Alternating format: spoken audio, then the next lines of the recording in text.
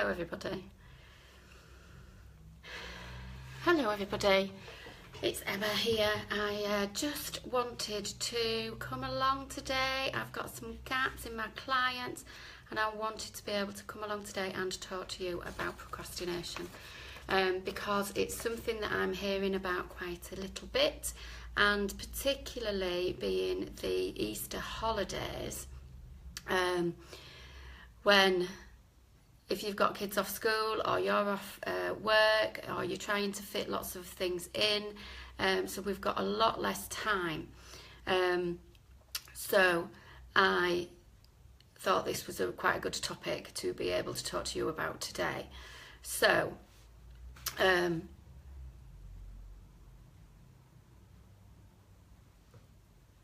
procrastination, what is it really?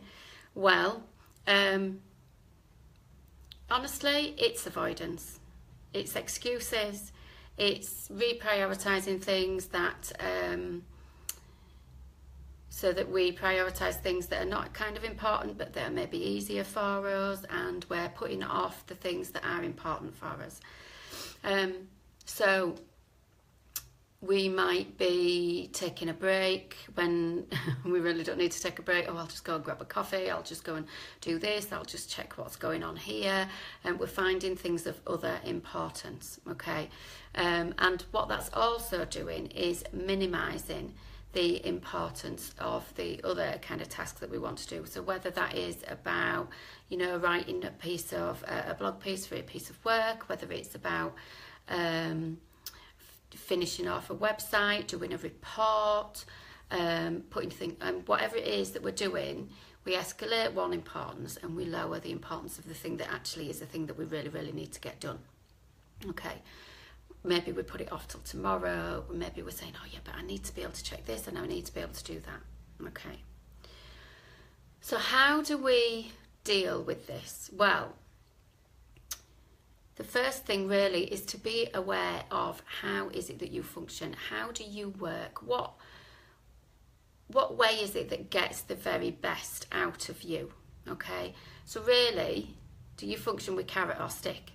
Okay, so do we need to dangle a carrot there, a little reward, something that's going to help motivate you, you know, something that's going to make you feel good? Or is it the stick method that works for you? Is it the kind of threat? Is it the or else? You know, if you don't get this done, then, you know, there'll be this, that, and the next thing that happen, and so on and so forth. Okay, so if you're not sure, just assess how you feel, how you think, how you respond when you do other things, when you've got other things going on in your life, when you've had other results. Okay, have a little think. Is it kind of from reward? Is it from threat? So that you can work out whether you function on that kind of carrot or stick, or threat or reward. Okay. When you've got that, just keep that in the back of your mind. Okay. Then remember your why. Remember why it is that you've got this job to do. If you haven't really got a valid reason, then is it a really, really valid job? Okay. Fair question. But remember your why. Okay. Why are you doing this task? Why am I doing this video? Why would I be writing a blog post? Why do you want to build your website? Why have you got the ironing to do? You know, why is it that you are going out with the kids? Why are you doing that task? Okay, think about what are the benefits to you of doing that task. Think about the positives. Think about the rewards that you're going to get. Think about how you're going to feel when you complete that task. That's if you're a carrot reward-based person. Okay? If you're a stick-based person, think about what are the negatives. Think about, if you don't get that website built, what's going to happen? People are not going to find you. People are not going to come to you for work. If they're not going to come to you for work, then what and then what? Okay? What's going to be the pain factor for you? You know, what's the pain factor if you don't do that ironing? Okay, I hate getting up in the morning and thinking I've got to iron that top, or I've got this or that, and I won't go out with wrinkly clothes on either. You know, so that would be my pain factor. you know, although I am reward-based kind of worker anyway, but, you know, that would be my pain factor. What are the results for you of not completing this task? Okay, and we're all going to be different, and that's the thing. So, you know, when other people say to you, oh, just do this and just think that, you know, we all function a little bit differently, so you've got to think about how it is for you. Okay, when you have worked out whether you're carrot or stick, whether you're threat or reward, and when you've worked out the why are you doing this task, what's in it for you, you know, what's the purpose of it, what are you going to get out of it, or what's the pain factor, what are you not going to get out of it. When you're thinking about that, check out what's going on with you when you think about that. Check out your fear, because there is generally a fear behind it, whether you believe it or not. There's a fear behind it. So check out that fear factor. Check out what is that worry, that anxiety. What are you really avoiding? You know, because actually most likely it'll bring up some sort of belief or some sort of limiting belief, something that's stopping you from doing and reaching that goal, from doing that little task that you want to do or the big task that you want to do. Notice any of those negatives that come up. Notice any of those limiting beliefs. You know, I can't possibly do this because. Notice the issues that come up for you. Okay, what is it about? What's that cause? Where is it coming from? Okay, think about what it is that you can do about that. So you might want to just scribble down some notes and then kind of challenge some of those notes, you know, about, well, I can't be visible because, I don't know, I don't know enough, I don't have enough to talk about, which was kind of one of mine and sometimes still is, believe it or not, even though I can sit on here and waffle for hours when I've got a subject to talk about. You know, assess that belief. Where did it come from? How true is it, really? How true is it? Okay, and then what evidence have you got against it? Here's the science bit. When we bring those thoughts and those feelings, when we look at them properly, when we analyse them, when we bring them into the thinking part of our brain, into the neocortex, you can bring them into the thinking part of the brain so you can think about it, you can analyse it, instead of it sitting there in the subconscious and just kind of doing a whole load of automatic reactions and responses, okay? So you can analyse it a little bit more and you can write about it, you can journal it, you can just question it and you can see what comes up for you. And then you can kind of get a bit more understanding about what's going on with that. And when we're struggling to do something, when we're struggling to focus or when we're struggling to stop ourselves from being distracted, there's kind of going to be that fear underneath it. Okay. So then when you go back and think about what that task is that you still want to do, I want you to then visualise the future. See you in that task when it's complete. See how you're going to feel. See what it's going to look like. See it, feel it, step right into it as if you're there in the future. And then intensify all those feelings. It's going to feel good. It's absolutely going to feel good. If it's not feeling good, why the hell are you doing it in the first place? You know? But intensify those feelings, make them brighter, bigger, sharper, and more powerful. You know, add in a motivational phrase if that's what you want. You know, there's loads of them around. It's particularly aimed at sports people. Just do it. Nike. You know, finish it. Just go and jump in. Or, you know, really, if you really don't like it, then a phrase that I heard quite recently that I absolutely adore is, suck it up, princess. Really?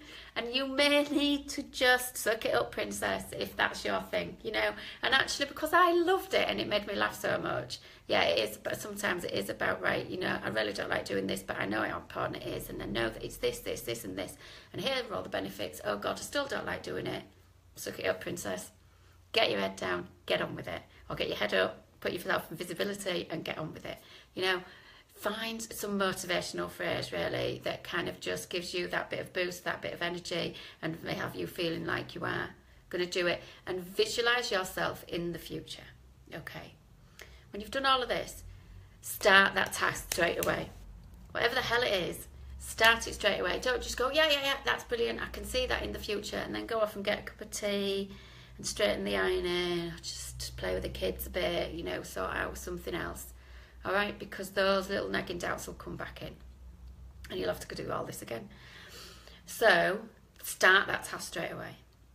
Have these things as part of the task, as the beginnings of the task, because the beginning bit is always the hardest. So I've got this list for you of what is going to be your beginning, okay?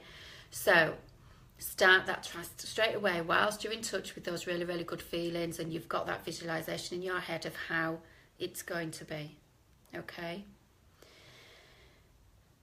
Remember, though, about time management. Remember about focus, about attention span, okay? 50 minutes max.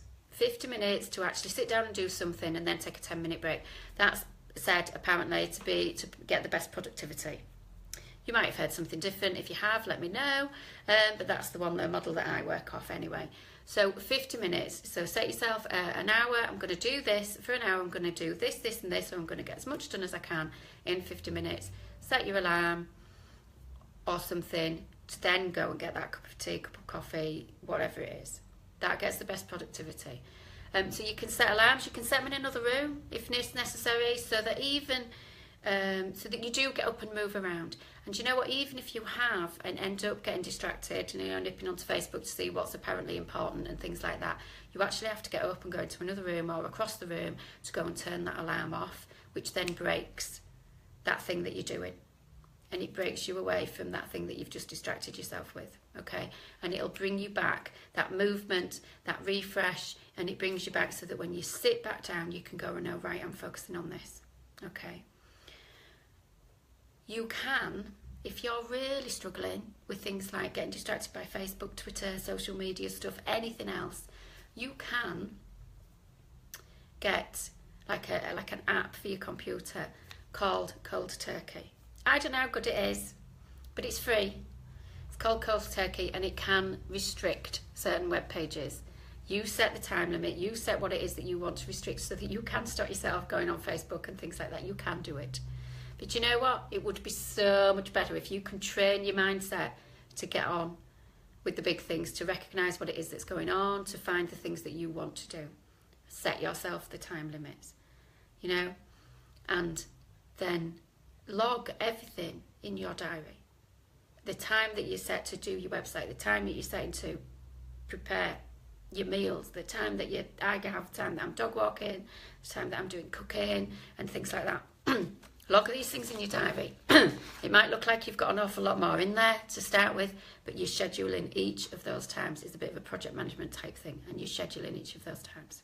Okay, so I'd be really interested to know how you got on. Let's just recap. Whatever it is that you're putting off, you're making excuses. It's called procrastination.